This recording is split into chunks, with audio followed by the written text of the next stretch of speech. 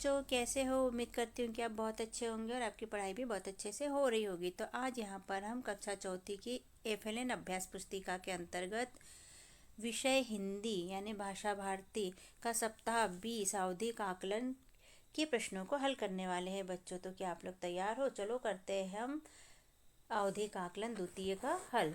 यहाँ पर सप्ताह 20 है बच्चों और ये है द्वितीय आवधिक आकलन। लिखित प्रश्न है इसके अंतर्गत। यहाँ पर गद्यांश दिया है, इसे पढ़कर नीचे प्रश्नों के उत्तर अपने को देना है। तो आप इस गद्यांश को बहुत ध्यान से पढ़ लीजिए बच्चों। के प्रश्न पहला है, गांधी जी को 4 बजे कहाँ जाना था?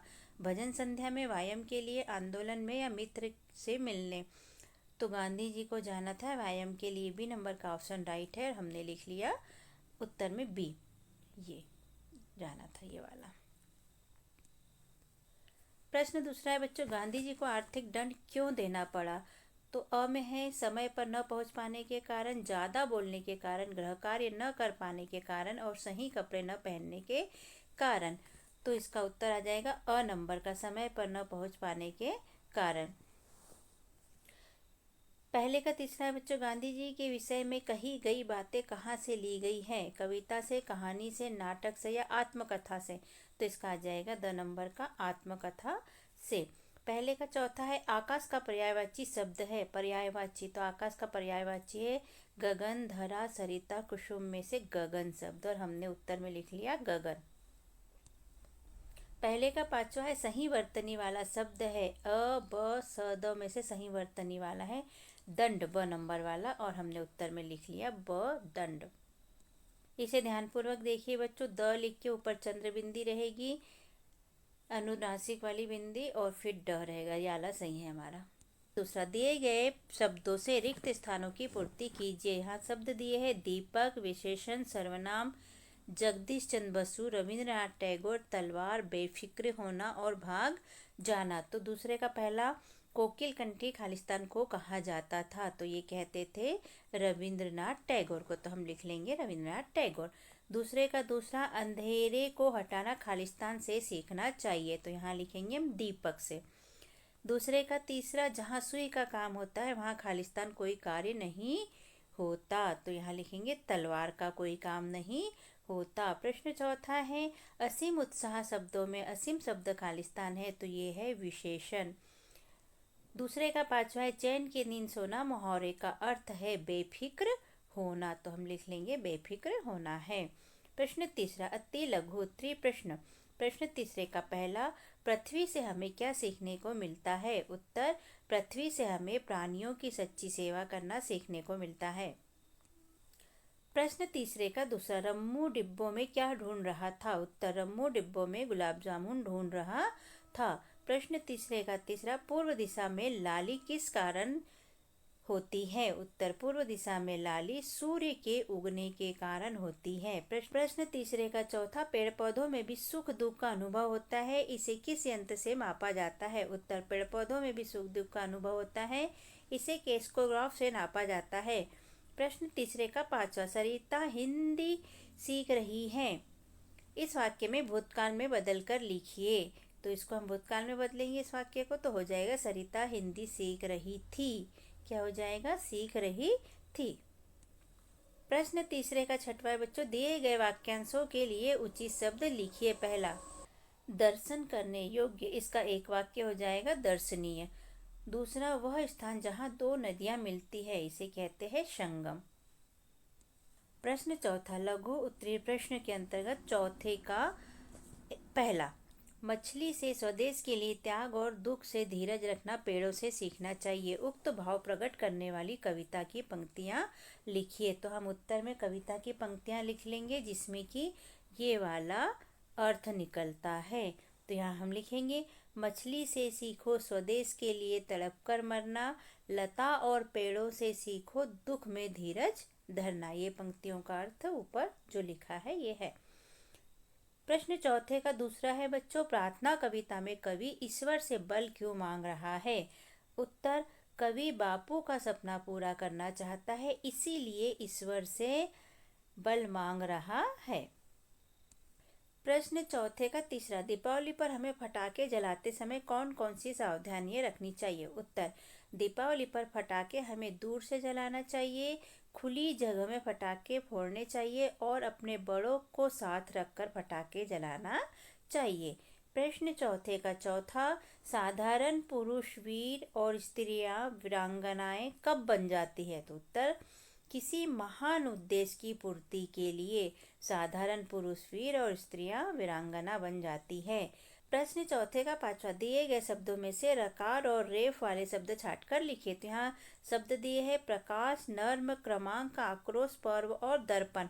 तो यहाँ रकार वाले शब्द लिखेंगे और यहाँ पर रेफ वाले शब्द लिखेंगे। रकार किसे कहते हैं? जो शब्द में नीचे लगता है। और रेप किसे कहते हैं? जो ऐसा र लगता है उसे रेप कहते हैं। तो यहाँ देख लेते हैं। यहाँ हो जाएगा प्रकाश, क्रमांक और आक्रोश, और यहाँ हो जाएगा नर्म, पर्व और दर्पण। प्रश्न चौथे का छठवां, दिए गए शब्दों के मूल शब्द तत्सम शब्द लिखिए। तो हम देख लेते हैं बच्चों, यहाँ जो शब्द दिए हैं इनके मूल शब्द क्या है? तो वाणी का मूल शब्द है वाणी, और त्रिशूल का मूल शब्द है त्रिशूल। नयन का मूल शब्द है नयन। शीतल का मूल शब्द है शीतल। स्नेह का मूल शब्द है स्नेह। और सूरज का मूल शब्द है सूर्य। तो इस तरह हमारा ये कंप्लीट हुआ। प्रश्न पांचवा, दीर्घ उत्तरीय प्रश्न। प्रश्न पांचवे का पहला, प्रार्थना कविता का सार अपने शब्दों में लिखिए। तो यहाँ अपने शब्दों में लिखना है बच्चों। हमने लिखा है, आप इसे थोड़ा बदल भी सकते हैं। कवि ईश्वर का उपकार मानते हुए उन्हें धन्यवाद देते हैं। कवि भारत देश के योग्य बनकर यहाँ की प्रकृति, मानव समाज सभी को अपना सगा मानता है और इन सभी के सुख दुख को अपना समझते हैं। प्रश्न पांचवे का दूसरा, नेहरू जी ने अपनी पुत्री को लिखे पत्र में ठीक बात का निश्चय करने के लिए कौन सा उपाय बताया था? लिखिए। तो उत्तर, नेहरू जी ने ठीक बात का निश्चय करने के लिए संसार को किताब मानने की सलाह दी थी। उन्होंने कहा था कि अगर समय के बारे में जानना है तो संसार रूपी किताब को पढ़ने की जरूरत है। प्रश्न पांचवे का तीसरा, नर्मदा द्वारा अपनी आत्मकथा में नर्मदा को से दूध धारा तक का वर्णन किस प्रकार किया है? उत्तर, नर्मदा कुंड से निकलकर बहुत पतली धारा के रूप में कपिल आश्रम तक आती हूँ। यहाँ एक प्रपात के रूप में मैं नीचे गिरती हूँ। इसके बाद कुछ आगे चलकर छोटा सा प्रपात है जिसे दूध धारा कहते हैं। तो बच्चों, यहाँ पर वीडियो को रोककर आप आराम से प्रश्नों के उत्तर लिखिए, समझिए। ठीक है, तो आपको कैसा लगता है हमारा समझाना और हमारा ये सब लिखवाना आपको? तो अगर अच्छा लगता है बच्चों तो आप सब्सक्राइब कीजिए और भूलिएगा नहीं सब्सक्राइब करना, जिससे कि आपको हमारे हर वीडियो बहुत जल्दी मिले और आसानी से मिल पाए। और लाइक और शेयर भी कीजिए बच्चों। तो यहाँ पर आगे देख लेते हैं प्रश्न पांचवे का चौथा, बंजारे ने पड़ोसियों से क्यों कहा, देखो भाइयों कैसा अंधेर है? उत्तर, ठग बंजारे के घोड़े को अपना घोड़ा बता रहा था। इस बात को लेकर बंजारे ने पड़ोसियों से कहा, देखो भाइयों कैसा अंधेर है। हमने बंजारे वाली कहानी पढ़ी है बच्चों। उसमें ठग कैसे बंजारे का घोड़ा हत्या लेता है। वो कहता है कि खूंटे ने घोड़े को जन्म दिया है। बड़ी मज़ेदार कहानी है, क्लासरूम में हमने पढ़ी है, और जिन बच्चों ने नहीं पढ़ी वो पढ़ लीजिए। अब यहाँ से मौखिक प्रश्न चालू होते हैं बच्चों। इस चित्र को देखो ध्यानपूर्वक, क्योंकि इसी के अनुसार हमें मौखिक प्रश्नों के उत्तर नीचे प्रश्नों में देना है। तो बच्चों, यदि आपको हमसे कुछ पूछना है तो हमें कमेंट भी कर सकते हैं। हम आपके प्रश्नों को ज़रूर से ज़रूर उत्तर देने की कोशिश करेंगे। और हमारे सभी वीडियो देखने के लिए हम आपको बहुत बहुत धन्यवाद देना चाहते हैं बच्चों। आगे देख लेते हैं। चित्र दिखाकर प्रश्नों के उत्तर पूछे कोई 5, लेकिन हम तो सभी देखेंगे। इसमें से कोई 5 आपसे टीचर पूछेंगे और आपको उनके जवाब देने होंगे, लेकिन आपको सभी के उत्तर आने चाहिए। तो देखते हैं पहला प्रश्न। पहला है, झोपड़ी में महिला क्या कर रही है? तो हमने पहले ही कहा था कि चित्र को ध्यानपूर्वक देखना। झोपड़ी में महिला क्या कर रही है? तो ये चित्र में देखते हैं बच्चों क्या दिया है, महिला क्या कर रही है झोपड़ी के अंदर, कुछ पानी पी रही है ऐसा कुछ नजर आ रहा है, या मटके नजर आ रहे हैं।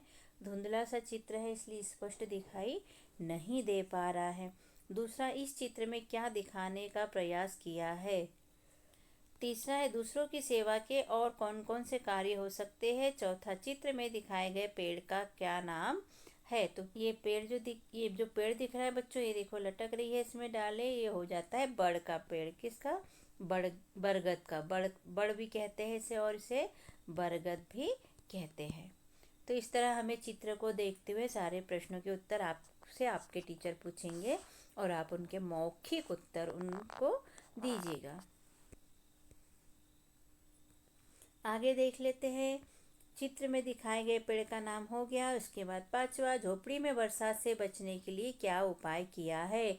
में कैसे कपड़े पहनना चाहिए, तो ढीले ढाले और कॉटन के हल्के रंग के कपड़े पहनना चाहिए। सातवां, पानी का अधिक उपयोग किस मौसम में होता है। आठवां, पानी की बचत किस तरह से की जा सकती है। तो ये सारे प्रश्नों के उत्तर आपके टीचर आपसे पूछेंगे बच्चों, और आप उन्हें मौखिक बोलकर बताइएगा। अगर किसी प्रश्न का उत्तर नहीं आता है तो आप हमसे कमेंट में पूछ सकते हैं बच्चों। अगला प्रश्न देखते हैं हम। धारा प्रवाह पठन तथा पठन बोध हेतु निम्नलिखित पंक्तियों को पढ़िए। तो ये पंक्तियों को आपको पढ़ना है बेटा। धारा प्रवाह के लिए मतलब कितने मिनट में कितने शब्द आप पढ़ सकते हैं, और एक लय के साथ पढ़ने के लिए इनको देखते हैं। प्रश्न दूसरे का पहला, प्रत्येक बच्चे से अलग अलग बुलाकर पढ़वाए तथा पढ़ने के बाद प्रति मिनट पढ़े गए शब्द संख्या अनुसार सही का चिन्ह लगाए। तो यहाँ पर जैसे दिया है उदाहरण, 30 से 40 शब्द कितने 1 मिनट में पढ़े, 20 से 29 शब्द, या जितने भी 1 मिनट में जो शब्द पढ़े हैं, ये सारणी के हिसाब से आपको लिखना है। प्रश्न दूसरे का दूसरा, उपयुक्त पाठ्य अंश से कोई 2 प्रश्न करें। इसमें से कोई भी 2 प्रश्न करना है तो आप इनको कर लीजिएगा बच्चों। टीचर पूछेंगे और आप बता दीजिए। जैसे बालक छात्र साल में कौन कौन से गुण थे, लोग छत्रसाल की वीरता देखकर दंग क्यों रह गए, मुगल सैनिक ने छत्रसाल को मेले में जाने से क्यों रोका होगा, मेला कहाँ था, मुगल सैनिक को छत्रपाल ने क्यों ललकारा। तो ये सब इसमें मिल जाएगा आपको। ये छत्रपाल, मेला, सैनिक, है ना, इसे पढ़ेंगे तो पूरे प्रश्न के उत्तर मिल जाएंगे।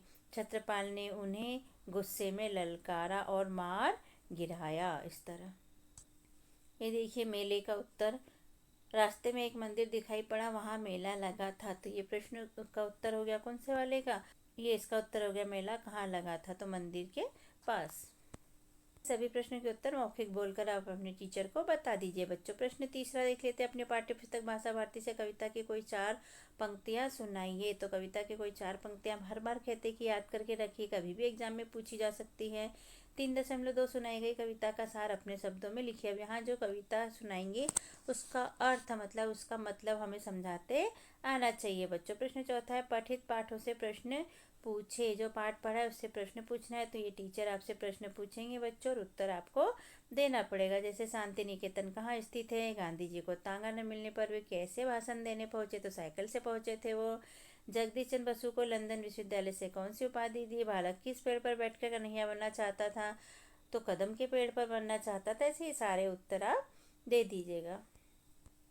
प्रश्न 5, स्वतंत्र अभिव्यक्ति, किसी एक विषय पर 5 वाक्यों में अपने विचार व्यक्त करने को कहे। ये टीचर कहेंगे और आपको बोलकर बताना है। पहला, स्कूल या घर पर पानी के सही उपयोग, यदि बादल रंगीन पानी बरसाते, आसपास के किसी मेले का वर्णन, आप अपना जन्मदिन कैसे मनाते हैं, यदि आपके पंख होते तो क्या करते, टीवी का कार्यक्रम जो तुम्हें पसंद है। तो इनमें से किसी पर भी टीचर 5 पूछ सकते हैं और आपको बताना है। प्रश्न 6, निम्नलिखित प्रश्नों के उत्तर दे। 6वें का पहला, दांतों तले अंगुली दबाना मुहावरे का अर्थ है। तो हम मुहावरे पढ़े हैं बच्चों क्लासरूम में, बताइए दांतों तले उंगली दबाने का अर्थ, और बियावन का अर्थ भी बताइए। तो इन दोनों प्रश्नों का उत्तर कमेंट में लिख के भिजवाना है बच्चों, और जिसे नहीं आता है वो कमेंट में लिखिएगा कि हमें नहीं आता, टीचर बताने की कोशिश कीजिएगा। तो यहाँ पर हमारे प्रश्न के उत्तर होते हैं कंप्लीट बच्चों। और कैसा लगा आपको हमारा समझाना और लिखाना? यदि अच्छा लगा हो तो हमारे चैनल को सब्सक्राइब कीजिए, वीडियो को लाइक कीजिए, शेयर कीजिए, कमेंट कीजिए। सब्सक्राइब करना ना भूले बच्चों के। हमने अपने चैनल पे कक्षा चौथी के अंकुर अभ्यास पुस्तिका के सभी विषय के वीडियो बनाकर अपलोड किए हैं, जो आप हमारे चैनल पे जाके सब्सक्राइब करके देख सकते हैं। और कक्षा 5वीं की भी सारे विषय की 8 ग्रेड अभ्यास पुस्तिका के प्रश्नों को हमने हल करके यहाँ पर अपने चैनल पे अपलोड किए हैं, जिन्हें आप बच्चों चैनल पे सब्सक्राइब करके देख सकते हैं। तो आप हमारे चैनल को सब्सक्राइब कीजिए बच्चों, और वीडियो को लाइक कीजिए, शेयर कीजिए, जिससे कि हमें मोटिवेशन मिलते रहे और हम और वीडियो अपलोड कर सके। Okay, thank you. फिर मिलते हैं अगले वीडियो में। Bye bye.